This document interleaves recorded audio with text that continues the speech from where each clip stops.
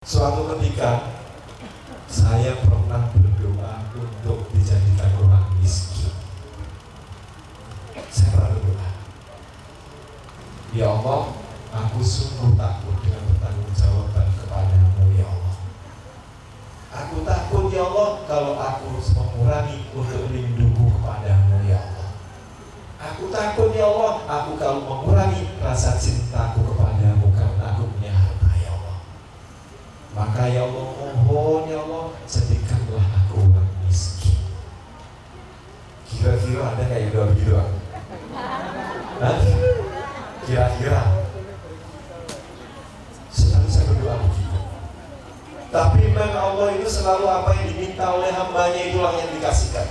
Maka suatu ketika saya pernah dicoba oleh Allah, dan benar-benar seketika itu saya tidak bisa membeli apapun dan tidak punya uang. Tetapi begitu kita mengatakan, ya Allah, aku jauh lebih mencintaimu, akulah jauh lebih sayang kepadamu ya Allah daripada aku punya harta. Ternyata orang yang miskin tidak punya uang, hatinya juga tidak sedikit pun karena mereka rindu kepada Allah.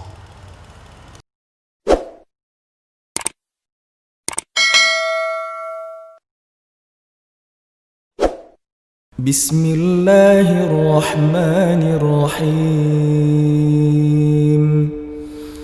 Qul huwallahu ahad, Allahus samad, lam yalid wa lam yulad, wa lam yakul lahu kufuwan ahad. Assalamualaikum warahmatullahi wabarakatuh.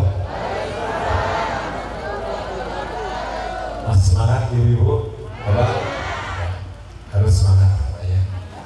Alhamdulillah, alhamdulillahirabbil alamin, wassalatu wassalamu ala asyrofil anbiya'i wal mursalin sayyidina wa maulana Muhammadin amma ba'du. Yang saya hormati sahabat saya, teman saya, Mas Kapolres. Mas kita panggil Mas karena masih muda. Ya, masih muda, muda-muda, ganteng, Kapolres lagi gitu ya. Jadi banyak kelebihannya. Yang saya hormati Mas KL. Mas KL ini partner saya di kantor. Biasanya banyak dari Pak Mir Nasir, ada Pak Kapolsek Tembelang, ada Pak Kapolsek Usian, dan semua yang ada di sini dan yang mewakilinya. Alhamdulillah, alhamdulillahirabbil alamin. Hari ini adalah hari peresmian Masjid Madhkur Al-Amin. Ya, jadi kenapa saya selalu pakai nama Madhkur Al-Amin? Karena sekarang ini ada fenomena yang menarik. Seorang anak malu ngakuin itu bapaknya. Kira-kira ada apa enggak kira-kira? Ya. Ada seorang anak, dan saya pernah tahu dan satu melihat bahwa memang bapaknya adalah seorang pedagang di sekolahan. Anaknya sekolah di situ, itu nggak mau ngakuin itu bapaknya. Saya begitu melihat itu, saya sedih dan langsung menangis. Begitu saya tanyakan, Pak, saya pura-pura nggak tahu, Pak itu kenal nggak sama itu?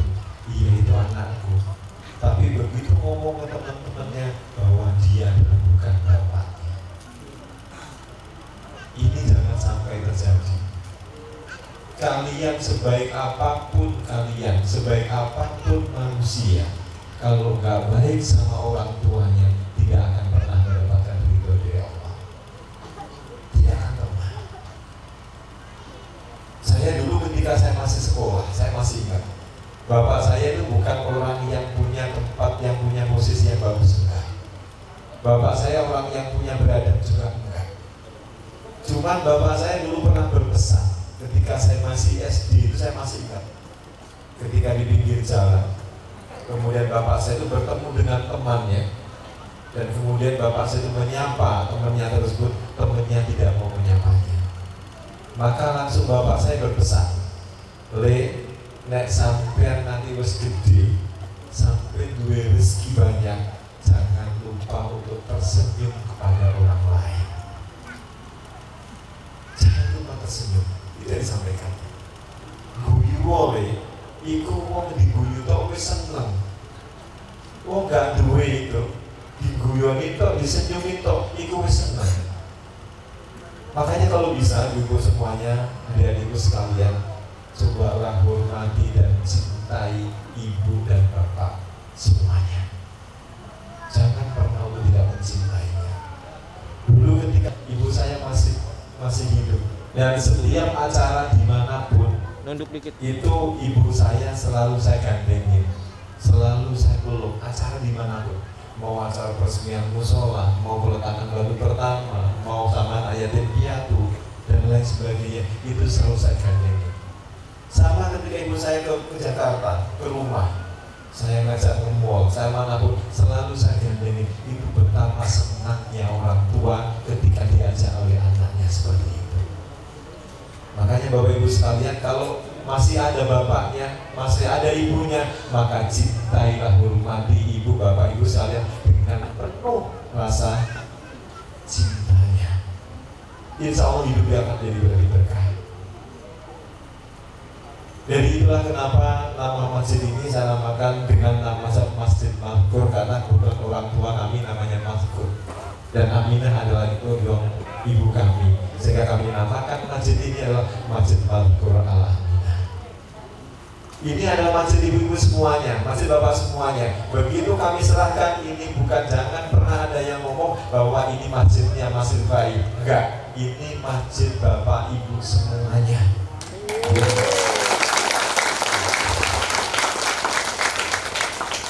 Jadi jangan ada yang berpikir bahwa ini punya Pak Kevin. Enggak. Ini punya jenengan, silakan digunakan. Mudah-mudahan ini adalah tempat untuk bapak ibu semuanya beribadah dan untuk mencintai Allah. Saya hanya berharap bahwa nanti bapak ibu semuanya ketika yang sholat di sini semuanya nanti akan mendapatkan syafaat Allah Subhanahu wa Ta'ala.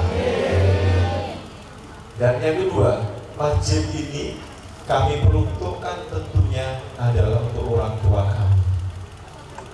Jadi kalau jariahnya saya peruntukkan untuk bapak kami, ibu kami, dan sahabat kami. Tapi punya sahabat sudah diambil Allah lebih dulu, namanya Saleh Mulyono. Itu orang Magetan. Jadi nanti kalau misalkan ini, kalau jariahnya untuk ayah ibu saya dan sahabat saya namanya Saleh Mulyono. Semoga ini menjadi amal soleh yang mereka kalau di alam kubur jadi diringankan dan dirahmati oleh Allah Subhanahu wa Ta'ala. Jadi suatu ketika saya pernah ditanya oleh istri saya, ya kenapa nggak bangun di rumah agak bagus? Saya bilang enggak, saya ingin rumah sudah cukup seperti ini, tapi saya ingin rumah di surga nanti jauh lebih bagus dan kita jauh lebih nikmat hidupnya daripada di dunia ini. Ketika istri saya bertanya, kenapa ayah nggak pernah ngajak aku ke luar negeri? Saya bilang enggak perlu saya. Kalau memang iya, kita akan mengumpulkan orang yang ibadahnya, yang pahalanya untuk diperuntukkan ibu itu jauh lebih mulia daripada kita tahu daripada kita tahu Prancis, daripada kita tahu Jerman, daripada kita tahu Inggris, daripada kita tahu dan sebagainya. Maka itulah yang saya katakan kepada istri saya. Kemudian dia bertanya lagi. Dia bertanya sangat sederhana. Dan kenapa ayah lebih suka dengan mengumrohkan orang? Maka saya jawabannya adalah sama. Maka suatu ketika anak saya yang ketiga bertanya, dan bertanya seperti ini, ayah, kalau cita-cita ayah sudah tercapai, cita-cita ayah ingin bangun musola atau masjid 1.100, kemudian sudah mengumrohkan orang 1.000 lebih, kemudian bisa buat pesantren, tahfidzul Quran, dan kemudian yang keempat bisa berkurban 1.000 kambing dan 100 sapi. Maka anak saya ketiga bertanya, kalau ayah cita-cita sudah 4 tercapai, nanti gimana katanya?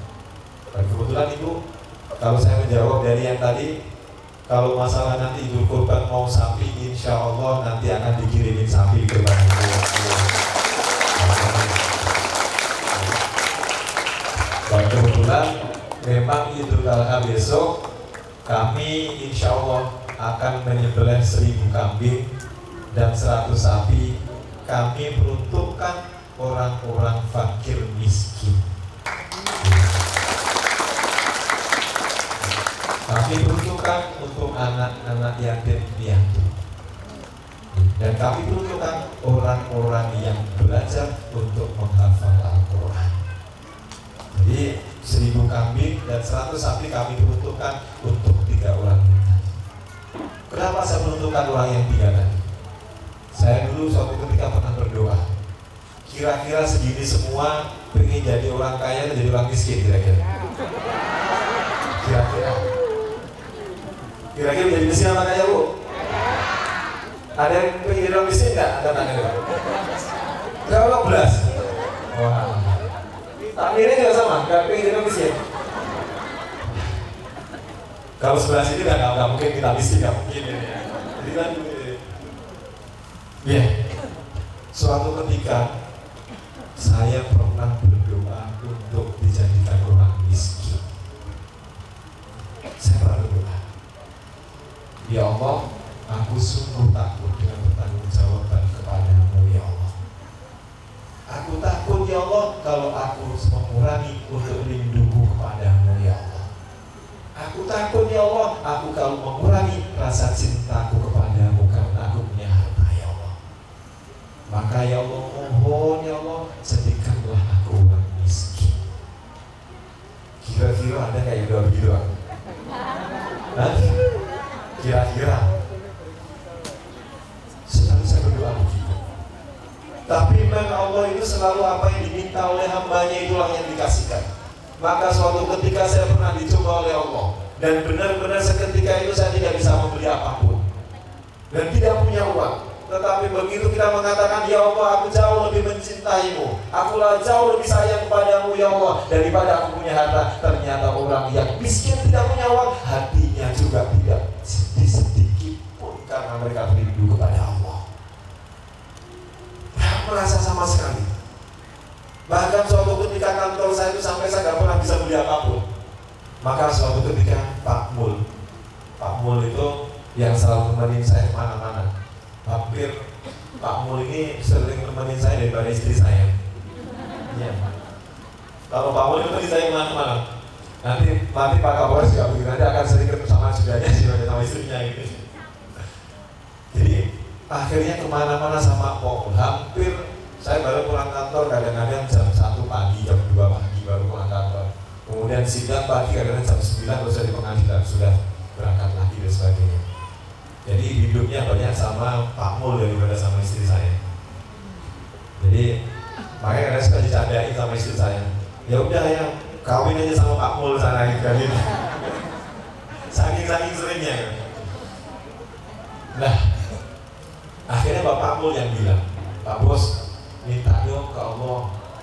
Masa nggak minta-minta ke Allah? Maka suatu ketika anak saya yang ketiga itu sakit. Ketika anak saya sakit, kemudian mau ke dokter, itu nggak punya duit. Jadi jangan dibikin saya selalu punya uang ya. Betul. Jangan dibikin paling ibunya banyak, enggak. Kalau sampah Kapolres, insya Allah banyak Kapolres. Nah, suatu ketika anak saya yang ketiga sakit. Begitu sakit, saya memang tipe orang yang saya tidak mau curhat ke sesama. Mau ke teman pun saya nggak mau curhat. Curhat bagi saya cukup ke Allah. Ada masalah apapun curhatnya ke Allah. Ada apapun curhatnya ke Allah. Gak ada cerita curhat ke sesama teman. Maka suatu ketika Pak Mul bilang, Pak Mus minta dong ke Allah. Maka suatu pas ketika anak saya sakit gak punya uang, kemudian istri saya nyadain saya. Istri saya nyadain, saya disandain. Ini canda, jangan dibuat serius ya. Canda. Coba ya. Ayah itu kan lebih cinta ke Allah. Coba aja minta ke Allah. Karena saya lagi sakit dan gak punya uang. Maka kemudian saya dengan yakin, kalau orang yang cinta kepada Allah, orang yang rindu kepada Allah, maka ketika meminta saya yakin pasti Allah akan mengabulkannya. Maka kemudian apa? Kemudian langsung saya hanya minta kepada ya Allah, jadikanlah anakku, sembuhkanlah anakku ya Allah. Ketika aku tidak punya, aku akan tetap bersyukur dan aku tetap rindu kepadamu. Tetapi ketika pegang itu ternyata anak itu sembuh. Kuncinya apa? Ternyata orang yang cinta kepada Allah, walaupun punya uang, mereka tidak punya harta, tetaplah mereka bahagia karena ada Allah. Tetapi ketika kita meminta untuk tidak punya, tetapi kita meminta ketika miskin, ternyata Allah memberi rezekinya jauh lebih mudah. Jadi kalau jenengan mau minta rezeki yang mudah, minta jadi orang miskin dulu, enggak kira-kira. Jadi ternyata ketika kita meminta kepada Allah, ya Allah jadikanlah aku orang miskin, jadikanlah aku orang yang gak punya ya Allah, tapi aku selalu rindu kepadamu ya Allah, tapi aku selalu cinta kepadamu ya Allah, dan aku selalu mengingatmu ya Allah. Itu jauh lebih aku ingin ya Allah daripada harta ini ya Allah. Ternyata Allah akan memberikan rezeki yang jauh lebih mudah.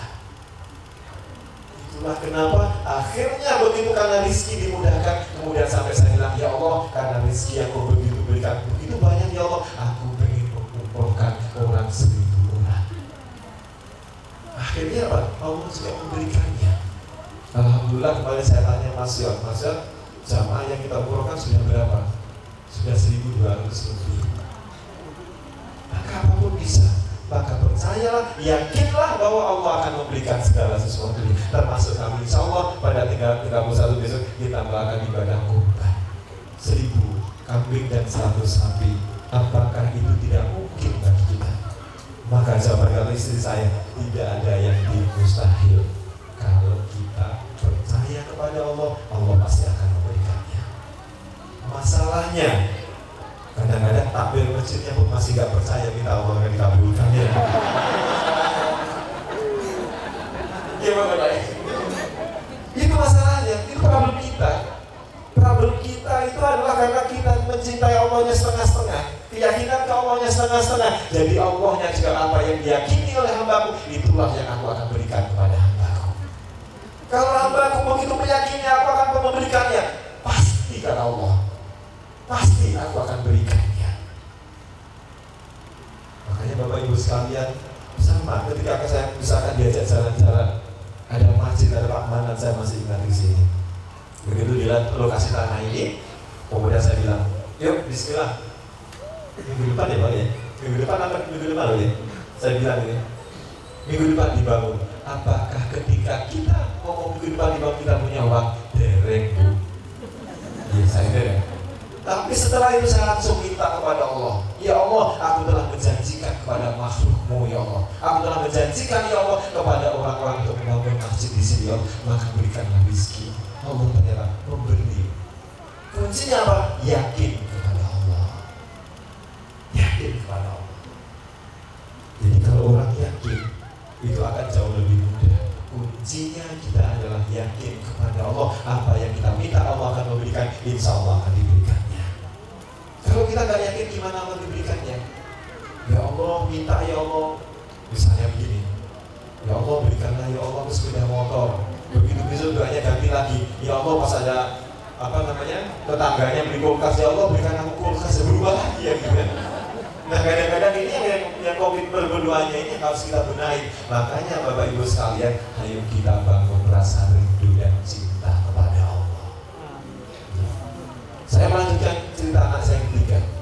Suatu ketika anak saya bertanya yang ketiga, ya kalau cita-cita ayah sudah tercapai 4-4-nya, membangun musola sudah dapat 100, menyembelih hewan kambing 100 kambing, 100 sapi dan 1000 kambing, kemudian mengumpulkan sudah 1000, berarti cita-cita ayah sudah tercapai. Saya tanya, terus kenapa? Kalau cita-cita ayah sudah tercapai, berarti ayah harus kembali ke Allah dong. Anak saya ketiga bilang gitu. Berarti ayah harus kembali ke Allah dong, anak saya ketiga. Anak saya yang ketiga sekarang baru umur 7 tahun. Maka saya tanya anak saya ketiga, Devas, kalau ayah kembali kepada Allah, menurut Devas namanya Faza Miftahul Haq, anak saya ketiga. Nah, anak yang kedua namanya Muhammad Ainul Haq. Yang pertama namanya Rifki Miftahul Haq. Yang keempat namanya Arshila Medina Ahmad. Kemudian yang ketiga bertanya, kalau sudah, berarti ayah harus kembali kan? Saya bilang, kalau ayah kembali ke Allah, Devas suka enggak? Saya tanya, suka enggak? Maka jawaban anak yang masih umur 5 tahun waktu itu, dia mengatakan begini, kalau ayah kembali kepada Allah dan ayah diberi rahmat sama Allah dan dicintai sama Allah, aku nggak apa-apa ya, aku senang kalau ayah dipanggil sama Allah. Coba.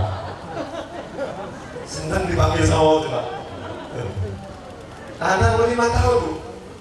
Kalau memang nanti dipanggil sama Allah dan ternyata Allah menyukai sama ayah, nggak apa-apa. Aja, panggilannya apa aja namanya aja, panggil aja. Nggak apa-apa, aja ikhlas. Aja senang. Tapi kalau ayah di sana, kemudian Allah nggak suka, dan kemudian ayah dimasukkan ke dalam neraka, maka aja nggak suka kalau ayah dipanggil sama Allah. Coba, Pak, jangan dipanggil gitu mau nggak Pak? Atau jangan duluan saya nanti gitu mau nggak? Artinya apa? Bahwa ini adalah menjadi kritikan bagi saya secara pribadi, bahwa ketika nanti kita akan kembali kepada Allah. Dan saya sadar, saya di sini pekerjaannya sebagai pengacara. Saya bisa membantu orang di bidang hukum, tapi ketika pertanggungjawaban ke Allah nanti, saya tidak akan pernah menjadi seorang pengacara. Tidak akan.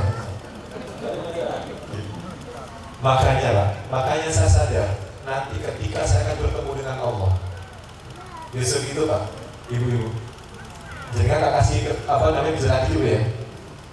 Jadi nanti itu kalau di alam kubur ditanyain sama malaikat mungkar nakir, man rabbuka, siapa Tuhan, man nabiyuka, siapa nabimu, man kitabuka, apa kitabmu. Itu ditanya oleh malaikat mungkar nakir. Itu kalau dalam proses persidangan ini disebut dengan proses pra-peradilan, masih hanya kulitnya saja. Tetapi nanti pertanggungjawaban kepada Allah, ini yang fasli, nanti semua akan dipertanggungjawabkan di hadapannya Allah langsung, dan bukan di depan malaikat mungkar dan nakir. Maka seorang manusia diminta buktinya bahwa mereka mencintai Allah, mereka diminta buktinya bahwa mereka adalah benar-benar menuhankan Allah, mereka diminta buktinya bahwa mereka adalah Rasulullah, adalah utusannya Allah, dan mereka diminta kitab Al-Quran adalah kitabnya. Maka semuanya akan dipertanyakan di situ. Makanya kalau bisa kita semuanya mempersiapkan semuanya untuk kembali kepada Allah, dan termasuk Bapak Ibu semua masjid di sini, maka gunakanlah masjid sebaik mungkin untuk menuju cinta dan rahmatnya Allah Subhanahu wa Ta'ala. Hanya itu yang bisa kami sampaikan. Mohon maaf kalau banyak-banyak nanti saya saingan sama Kiai Mujib, jadi saya nggak mau. Jadi mohon maaf ya. Nanti kalau saya jadi saingan Kiai Mujib nanti ya rugi saya. Nanti tiba-tiba kalau saya jadi sayangnya Kiai Mujib, kemudian saya diundang ceramah, kemudian nanti saya jadi tarifnya sama Kiai Mujib, kan rugi saya. Jadi Kiai Mujib aja jadi Kiai, saya tetap jadi lawyer. Terima kasih sekali lagi. Ini masjid untuk Bapak Ibu sekalian. Sekali lagi ini masjid jenengan. Saya nggak mau berpikir ini masjidnya Pak Ika, ini masjid Bapak sekalian ya. Semoga dengan masjid ini mempertemukan kita nanti di surganya Allah dengan penuh rahmatnya. Sekali lagi, ayo kita belajar mencintai Allah. Ayo belajar kita mencintai Rasulullah, dan ayo belajar kita untuk menambah iman kepada Allah. Karena nanti kalau Bapak Ibu semuanya, ketika orang dihadapkan ke neraka, ketika dihadapkan kematian, tidak ada perlu lagi, tidak ada manfaatnya lagi iman kepada Allah. Nah, ketika masih hidup ini, ayo kita tambahkan iman kita, tambahkan cinta kita, dan tambahkan rindu kita kepada Allah Subhanahu wa Ta'ala. Dan semoga Allah juga rindu pada kita semuanya. Assalamualaikum warahmatullahi wabarakatuh. Sallallahu